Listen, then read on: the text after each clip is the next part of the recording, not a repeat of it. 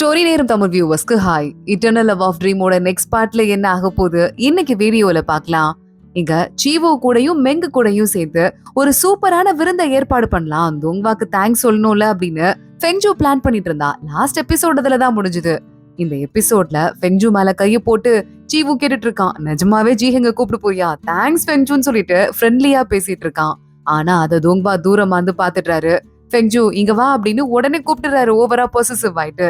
ஃபெங்ஜூ அங்கிருந்து நேரா தோங்வாவை பார்க்க போயிடுறா. அடுத்து நேரா விருந்து ஆரம்பிக்குது. தோங்வா ஃபெங்ஜூ பக்கத்துல உட்கார்ந்துட்டு இருக்காரு, எதையும் கண்டுக்காம. சீவோ பக்கத்துல ஜீஹெங் உட்கார்ந்துட்டு இருக்கா, ஆனா கண்ணு ஃபுல்லா தோங்வா மேல இருக்கு. ஆனா அப்பன்னு பார்த்தா லியான் சொங் குட்டி ஆலிய கூட்டிட்டு இந்த ஃபங்க்ஷன்ல இந்த விருந்துல கலந்துக்கிறதுக்காகவே வந்த மாதிரி உள்ள வராரு. ஃபெங்ஜூ என்னது ஆலியா என் கண்ணு முன்னாடி இருக்குது, கனவு காண்றனா அப்படின்னு, இருங்க என் காலையே கிள்ளி பாத்துக்கிறேன்னு பக்கத்துல உட்கார்ந்துட்டு இருக்க தோங்வாவோட காலை புடிச்சு கிள்ளிட்டு இருக்கா. இப்ப எதுக்கு என்ன கிள்ளி வச்சிட்டு இருக்குன்னு தோங்வா கேக்குறாரு. இல்ல தோங்வா, சட்டை கலைஞ்சிச்சுன்னு சொல்லிட்டு அதெல்லாம் சரி பண்ணி விட்டுட்டு இருக்கா. அப்ப லியான் சொங் இங்க வரேன்னு தெரிஞ்சு, ஆலி நானும் அக்காவை பார்த்தே தேர்வேன்னு சொல்லிட்டு வந்துட்டாருமா, வேற ஒண்ணும் இல்ல, அதான் நான் கூட்டு வந்துட்டேன்னு சொல்ல. சரி சரி இருக்கட்டும் இருக்கட்டும் அப்படின்னு ஃபெங்ஜூ சொல்லிக்கிட்டு இருக்கா. அப்போ ஜீஹெங் எந்திரிக்கிறா, ஒரு ஸ்பெஷல் சூப் ஒண்ணு பண்ணி தோங்வா கிட்ட வைக்கிறா. இது இல்லாம நீங்க குடிக்க மாட்டீங்கன்னு தெரியும், அதான் தோங்வா நான் எடுத்துட்டு வந்துட்டேன் அப்படின்னு ஜீஹெங் சொல்ல, பயங்கரமா ஃபெங்ஜூக்கு கடுப்பாயிட்டு இருக்கு. இவ வேற ஓவரா பண்ணுவா எப்ப பார்த்தாலும் அப்படின்னு. ஆனா இத பாக்குற நம்ம சீவும் கடுப்பாயிட்டு இருக்கான். எனக்கெல்லாம் சூப் இல்ல, தோங்வாக்கு மட்டும் போட்டு கொடுத்துட்டு இருக்கா அப்படின்னு சொல்லிட்டு, சரி நான் போயிட்டு ஸ்நாக்ஸ் எடுத்துட்டு வரேன் அப்படின்னு சொல்லிட்டு ஃபெங்ஜூ அங்க இருந்து கிளம்புறா. சீவு நானும் கூட வரேன் அப்படின்னு சோகமாயிட்டு இருக்க. ஆலி அக்கா நானும் கூட வருவேன் பின்னாடியே வந்துட்டு இருக்கான். ஃபெங்ஜூ பவுச்ல இருந்து 2 கேக் எடுத்து, இது போய் நீயும் இங்க ஓரமா உட்காந்து சாப்பிடு அப்படின்னு சொல்லிட்டு என்ன டிஸ்டர்ப் பண்ண கூடாதுன்னு சொல்றா. சீவுவ பாக்குறா, அவன் கையிலே 2 கேக்கு கொடுக்குறா. ஆனா இல்லடா உனக்கு இந்த பிளேவர் பிடிக்காது, பிளம் டேஸ்டா, இது பிடிக்காதுன்னு சொல்லிட்டு அதையும் நம்ம ஆலிக்கே கொடுத்துடுறா, ஓரமா போய் உட்காரு அப்படின்னு. இத பாத்துட்டு ஜீவு, எனக்கு பிடிச்சதே நீ செய்ய மாட்டியா, ஃபெங்ஜூ எனக்கு என்னெல்லாம் பிடிக்கும்னு உனக்கு தெரியும்லன்னு சொல்லிட்டு கடுப்பாயிட்டு உரிமையா கேட்டுட்டு இருக்கான். இத பாத்துட்டு நம்ம தோங்வாக்கு பயங்கரமா ஸ்டமக் பர்னிங்கே வர ஆரம்பிக்குது. எப்படி உரிமையா கேட்டுட்டு இருக்கான் பாரு அப்படின்னு. எனக்கு எக்யாக் போட்டு இருக்கும்ல, அந்த பஃப் செய்வல்ல, அது பண்ணி கொடு அப்படின்னு ரொம்ப உரிமையா சீவு கேட்டுட்டு இருக்கும் போதே லியான் சொங் பாக்குறாரு. தோங்வாக்கு ஸ்டமக் பர்னிங் அதிகமாயிட்டே இருக்குன்னு சொல்லிட்டு லியான் சொங்குக்கு நல்லா தெரியுது. ஃபெங்ஜூ உங்க கேக் ரொம்ப டேஸ்டா இருக்கும்னு கேள்விப்பட்டிருக்கேன், எனக்கு கிடைக்குமான்னு கேட்க, ஃபெங்ஜூ மீதி இருக்கிற எல்லா கேக்கையும் ஒரு பிளேட்ல போட்டு லியான் சொங்க கிட்ட கொடுத்துடுறா. லியான் சொங் தோங்வா கண்ணுல படுற மாதிரி கொண்டு போயிட்டு, அம்மா தோங்வா பாவம், அவருக்கு எதுவும் இல்லையா, சீவுக்கு என்னெல்லாம் பிடிச்சிருக்கும்னு உங்களுக்கு தெரிஞ்சிருக்கு, ஆனா தோங்வாக்கு என்ன பிடிக்கும்னு உங்களுக்கு தெரியாதான்னு கேட்க, இல்லங்க என் கையில இருந்த கேக் எல்லாமே தீந்து போச்சு, உங்ககிட்ட இருக்கிறது தானு சொல்ல, நான்லாம் கொடுக்க மாட்டேன்னு ஆலிய ஒளிய வச்சுக்கிறான். ஆனா அடுத்து நம்ம லியான் சொங் வேணும்னே, எனக்கு பிடிச்ச டேஸ்ட்ல நீங்க பண்ணிருக்கீங்க, உங்களுக்கு தோங்வாக்கு என்ன பிடிக்கும்னே தெரியலையே, அது எதுக்கு இதை கொடுத்து வேஸ்ட் பண்ணிட்டு, சோ இதை நானே சாப்பிட்டுறேன்னு சொல்லிட்டு லியான் சொங்கும் ஒரு கேக்க கூட கொடுக்காமலே சாப்பிட்டு இருக்காரு. தோங்வா கடுப்பாயிட்டு ஸ்பூனை வச்சு பக்கத்துல இருக்க கப்ப ஒரே அடி அடிக்க, அங்க இவ கொடுத்த சூப்பு, ஜீஹெங் கொடுத்த சூப்பு பறந்து போகுது. அத அங்க நின்னுட்டு இருக்க சீவு கையில கேட்ச் பண்ணிடுறான். ஹை ஜீஹெங்கோட சூப்புன்னு கொஞ்சம் குடிக்க ஆரம்பிக்கிறான். அங்க ஜீஹெங் வந்து அத புடுங்கிட்டு போயிடுறா. ஃபெங்ஜூ பாக்குறா, விருந்து ஏற்பாடு பண்ணி யாருமே ஹாப்பியா இல்லன்னு சொல்லிட்டு புலம்ப ஆரம்பிக்கிறா. இங்க மறுபடியும் நம்ம லியான் சொங் சொர்க்கத்துக்கே வந்துடுறாரு. சீமிங்க கிட்ட கேட்டுட்டு இருக்காரு, ஃபெங்ஜூ மேல தோங்வாக்கு நிஜமாவே காதல் இருக்கு, என்னால அதை சத்தியமா நம்ப முடியல, நான் பிறந்ததுல இருந்து தோங்வாவை பாத்துட்டு இருக்கேன், இப்படி ஒரு சம்பவம் என்னைக்குமே நடந்தது இல்ல, இது என்ன ஆக போதோ தெரியலன்னு சொல்லிட்டு அவர் ஒரு பக்கம் கொஞ்சம் வரி பண்ணிட்டு இருக்காரு. இங்க ஃபெங்ஜூ கிட்ட பக்கத்துல ஏதோ கெட்ட சக்தி வருது, அவன் நெத்தியில இருக்கிற பொட்டு ஜொலிக்க ஆரம்பிக்குது. ஆனா நம்ம தோங்வா இதெல்லாம் ஆல்ரெடி தெரிஞ்சு வச்சுட்டே ஃபெங்ஜூ மேல ஒரு பாதுகாப்பு கவசம் தான் ஆல்ரெடி இருக்குல்ல. தோங்வாவும் உள்ள வராரு. அந்த கெட்ட சக்தியை வெளியே துரத்திட்டு பாதுகாப்பு கவசத்துக்கு இன்னும் நிறைய பவர் கொடுத்துட்டு தோங்வா வெளியே போய் தேட ஆரம்பிக்கிறாரு. கெட்ட சக்தி காணாம போயிடுது. ஆனா போற அந்த அரக்க சக்தி அங்க ஜீஹெங் இருக்கா, அவகிட்ட போயிடுது. நீ மட்டும் இதே மாதிரியே இருந்தனா ஃபெங்ஜூ தோங்வாவை புடிச்சிருவாரு, அப்புறமா உனக்கு வேற வழியே இல்ல, நீ தனியாவே இருக்க வேண்டியதான்னு அந்த அரக்கி இருக்கா, அரக்க தலைவி, அவ வந்து சொல்லிட்டு இருக்கா. நான் சொல்றத மட்டும் நீ கேளு, நான் உனக்கு ஹெல்ப் பண்றேன், தோங்வாவை ஓ வழிக்கு வர வைக்கிறேன், ஒரு பொண்ணுக்கு தான் இன்னொரு பொண்ணோட கஷ்டம் தெரியும்னு சொல்லிட்டு இவ கண்ணுல நல்ல தீய சக்தியை விட்டுட்டுறா. ஜீஹெங் பார்த்து பயந்து போயிட்டு இருக்கா. திடீர்னு எல்லாமே ஒரு கனவு மாதிரி இருக்கு. கனவா அப்படின்னு இவ யோசிக்க, ஆனா பார்த்தா கண்ணுக்குள்ள தீய சக்தி உள்ள போயிட்டு ஜீஹெங்கோட உடம்புல வேலையை காட்ட ஆரம்பிக்குது. அடுத்த நாள் காலையில நம்ம ஃபெங்ஜூ எந்திரிச்சு நேரா வெளியே வந்துட்டு இருக்கா. சீவு வந்துடுறான், ரொம்ப சோகமா இருக்கான். என்னாச்சுரா அப்படின்னு சொல்லிட்டு ஃபெங்ஜூ கேட்டுட்டு இருக்கா. இல்ல நானும் டோர்னமெண்ட்ல கலந்துக்கலான் இருக்கேன், ஏன்னா அந்த பிம்பான் பழம் இருக்குல்ல, அது ஜீஹெங்குக்கும் வேணுமா, அவன் உடம்புல ஏதோ பாய்சன் இருக்கான், அது சரி பண்றதுக்கு அந்த பழம் வேணுமா, அதை எடுக்கணும்னு என்கிட்ட கேட்டிருக்கா. அவ கேட்டு நான் இதுவரையே இல்லன்னு சொன்னதே கிடையாதுன்னு சொல்ல, உன் காதலிக்காக ஃப்ரெண்டையே பலி கொடுக்க துணிஞ்சிட்டல்லன்னு ஃபெங்ஜூ கேக்குறா. இல்ல தப்பா எடுத்துக்காத ஃபெங்ஜூ, நீயும் எனக்கு ரொம்ப முக்கியம் தானே சொல்ல. பரவாயில்ல, அந்த பழம் வரட்டும், நம்ம 2 பேரும் ஆளுக்கு பாதி பாதி எடுத்துக்கலாம். நீ என்ன சொல்றன்னு ஃபெங்ஜூ கேக்குறா. அதானே பெஸ்ட் ஃப்ரெண்ட்னா அதான் சொல்லிட்டு ஃபெங்ஜூவ அடிச்சு பேசிட்டு இருக்கான் சீவு. கரெக்டா தோங்வாவோட கதவு திறக்குது. இத பாத்துட்டாரு. ஃபெங்ஜூ பிராக்டிஸ் பண்ண வேணாம், உள்ள வா அப்படின்னு கூப்பிட ஃபெங்ஜூ அமைதியா உள்ள போயிடுறா. தோங்வா மூஞ்சிக்கு நேரா கதவை க்ளோஸ் பண்ணிட்டு அங்கிருந்து போயிட்டு இருக்காரு. இத பாத்து சீவுக்கு பயங்கர ஹாப்பியா இருக்கு. ஜிஹெங் மேல இவருக்கு இன்ட்ரெஸ்டே இல்ல போல நினைச்சிட்டு அங்க இருந்து வந்துட்டு இருக்காரு. பெங்கோட தங்கச்சி பாக்குறா. என்னடா சீவு பயங்கர ஹாப்பியா இருக்குன்னு கேட்க, என்ன போட்டியில கலந்துக்க சொல்லி யார் தெரியுமா ஜிஹெங்க என்கிட்ட வந்து சொல்லிருக்கா. வேற யார்கிட்டயும் கேட்கல, என்கிட்ட கேக்குறா. அப்பனா நான் தானே அவளுக்கு ரொம்ப முக்கியம்னு சொல்ல, காதல் வந்தாலே பசங்க பைத்தியம் ஆகுறாங்கன்னு சொல்லிட்டு அவ அங்க இருந்து கிளம்பி போயிட்டு இருக்கா. இங்க ஃபெங்ஜூ வெளியே போலாம் அப்படின்னு வெயிட் பண்ணிட்டு இருக்கா. பார்த்தா ஏதோ மந்திரக்கட்டு மாதிரி இருக்கு. என்னது இது, பறந்து கூட போக முடியல.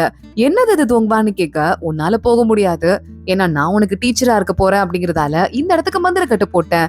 நான் என் ட்ரைனிங் முடிக்கிற வரைய நீயும் வெளியே போக முடியாது, வேற யாரும் உள்ள வர முடியாதுன்னு சொல்ல, தோங்பா எனக்கு ட்ரைனிங் பண்ண போறாரா, பிம்பான் பழத்தை எடுக்கிறதுக்கு எனக்கு ஹெல்ப் பண்ண போறாரான்னு ஃபெங்ஜூ கேக்குறா.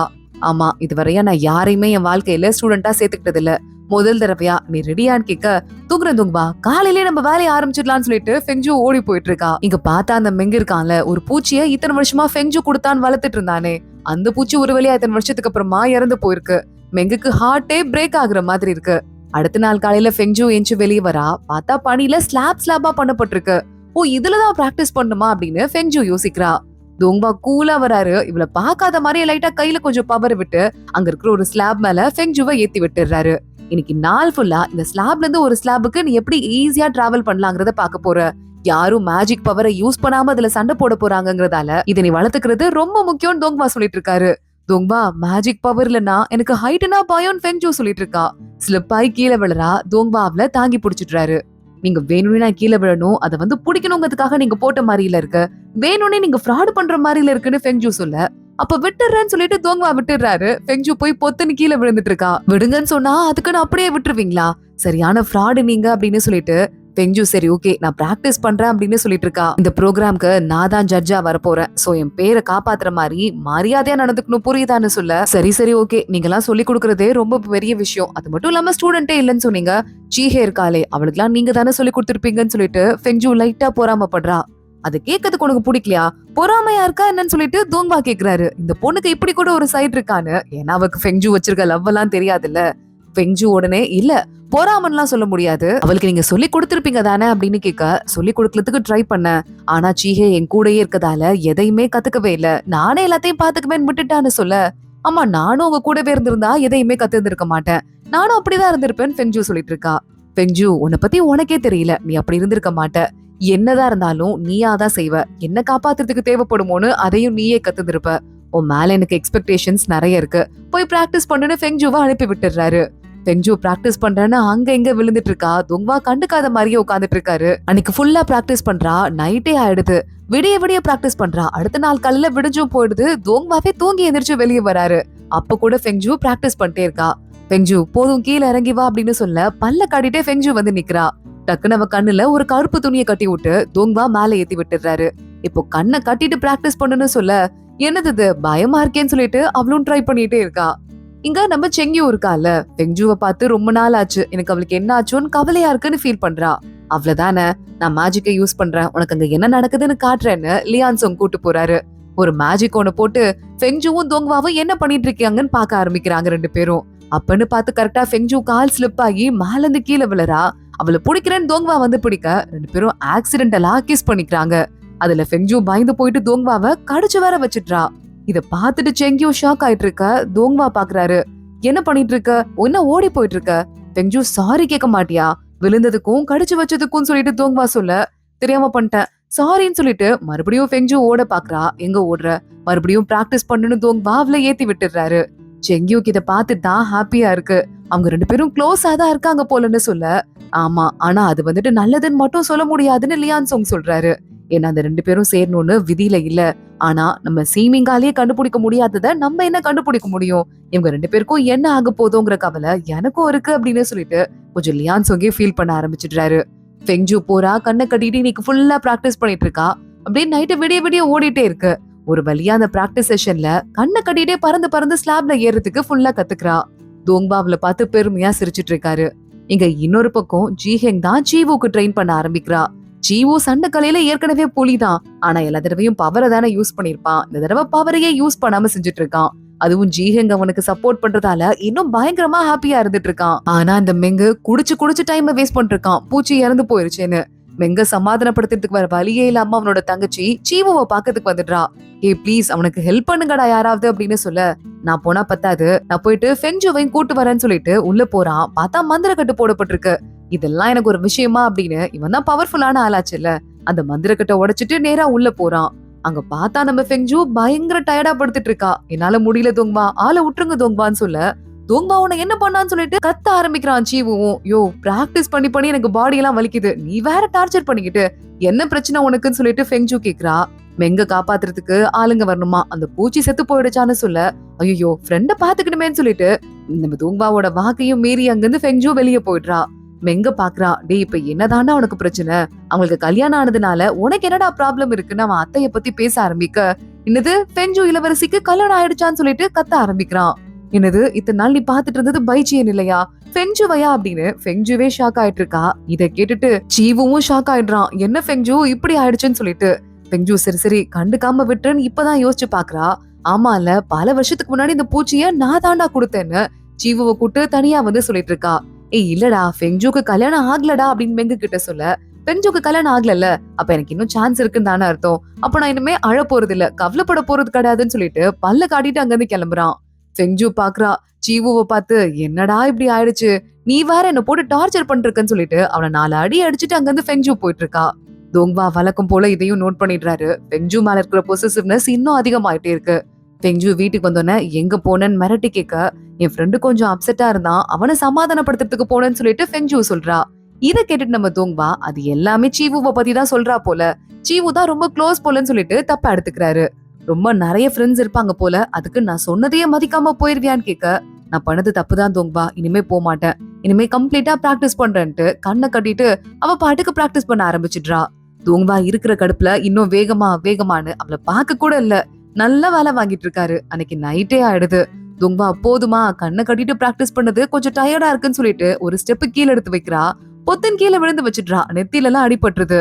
நோ பிராக்டிஸ் பண்ணி முடிச்சிட்டேன் என்ன விழுந்துட்டு இருக்குன்னு தோங்வா கிண்டல் பண்ணிட்டு உள்ள போயிடுறாரு. இதுல சண்டை போட்டிக்கு முன்னாடி ஒரு குட்டி மியூசிக் காம்படிஷன் இருக்கான், அதுல கலந்துக்கணும், வேற வழியே இல்ல, சோ மியூசிக் கத்துக்கோ அப்படின்னு நம்ம சீவோ கிட்ட ஜிஹெங் சொல்லிக்கிட்டு இருக்கா. கொஞ்சம் சொல்லியும் கொடுக்க ஆரம்பிக்கிறா. ஆனா சீவோ இருக்கான்ல, மியூசிக்கே அவனுக்கு வராது போல. ஜிஹெங் உடனே வேற வழியே இல்ல, அந்த பிம்பான் பழத்தை அடையறதுக்காக இவன் கூட எல்லாம் அப்படி க்ளோஸா இருக்க வேண்டியதா இருக்குன்னு மனசுக்குள்ள திட்டிட்டு சொல்லி கொடுத்துட்டு இருக்கா. சீவும் நல்லா பல்ல காட்டிட்டு கத்துக்க ஆரம்பிக்கிறான். இங்க ஃபெங்ஜு தூங்கிட்டு இருக்கா. அவ ரூம்குள்ள தோங்வா வராரு. நெத்தில கீழே விழுந்து அடிபட்டு இருக்கு, அதுக்கு கொடுத்த மருந்து அப்படியே போட்டு விட்டுட்டு இருக்காரு.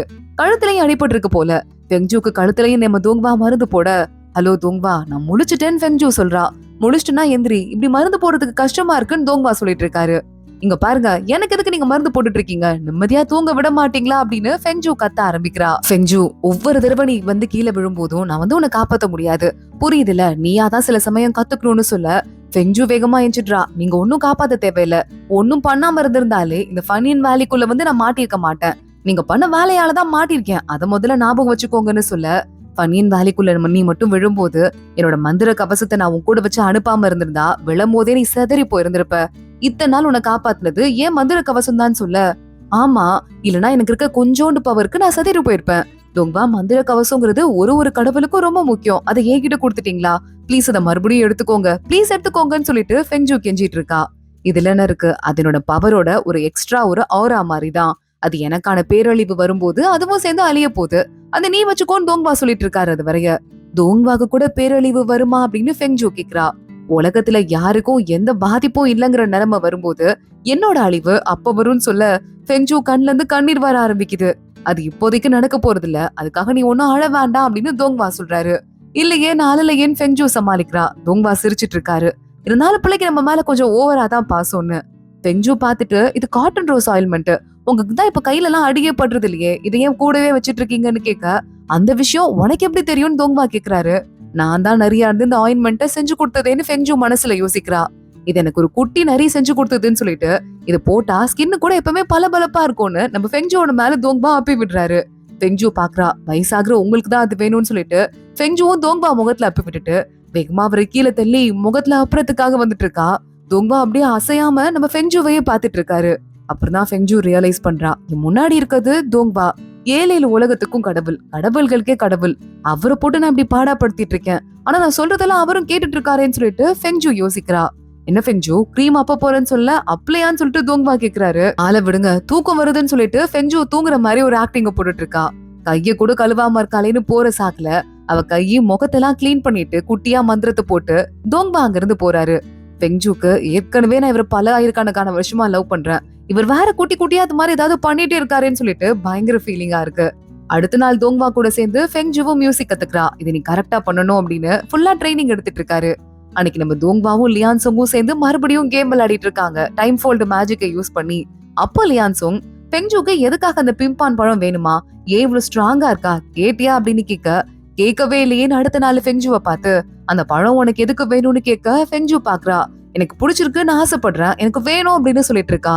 தோங்பா அதை பார்த்துட்டு அதுலயும் கேக் செய்ய போறியா அப்படின்னு கேக்குறாரு.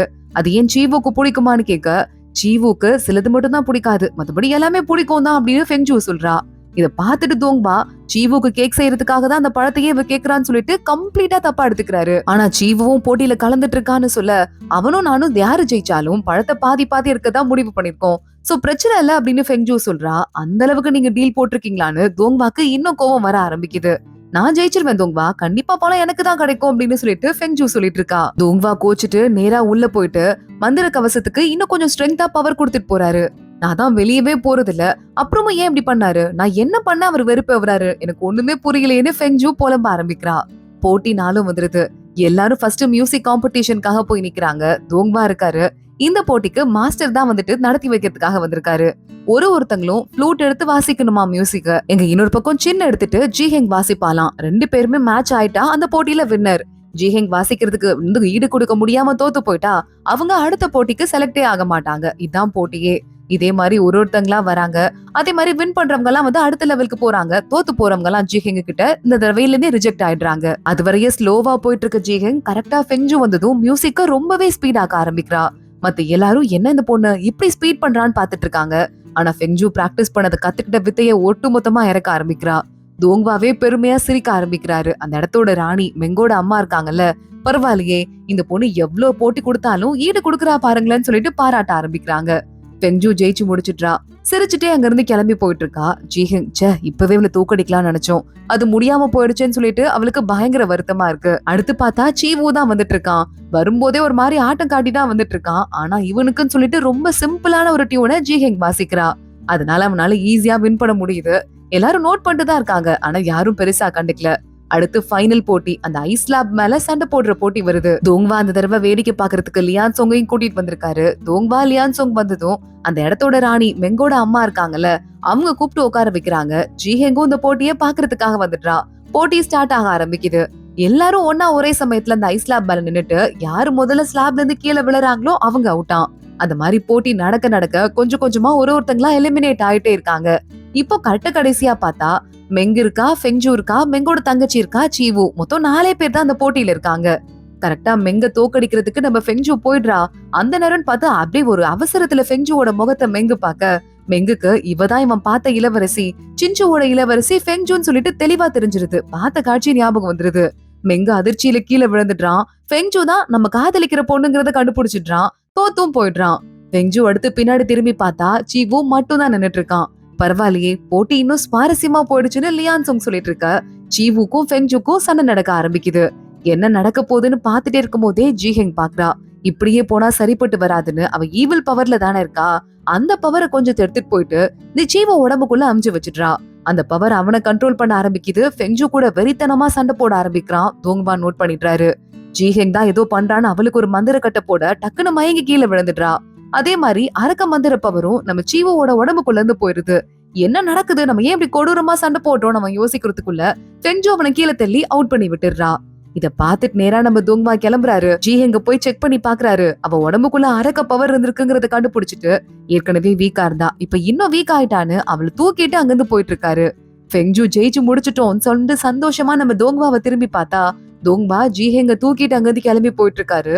இருக்கிறதுலே பயங்கர அப்செட்டா நம்ம ஃபெங்ஜு ஆயிட்டு இருக்கா. அதோட தான் இன்னைக்கு பார்ட் முடியுது. அடுத்தடுத்து என்ன ஆக போகுது தொடர்ந்து பார்க்கலாம். இந்த வீடியோவை லைக் பண்ணிக்கோங்க, மறக்காம நம்ம சேனலுக்கு சப்ஸ்கிரைப் பண்ணிட்டு பெல் ஐக்கானையும் கிளிக் பண்ணிக்கோங்க. அடுத்த வீடியோல பார்க்கலாம். அது வரைய பாய்.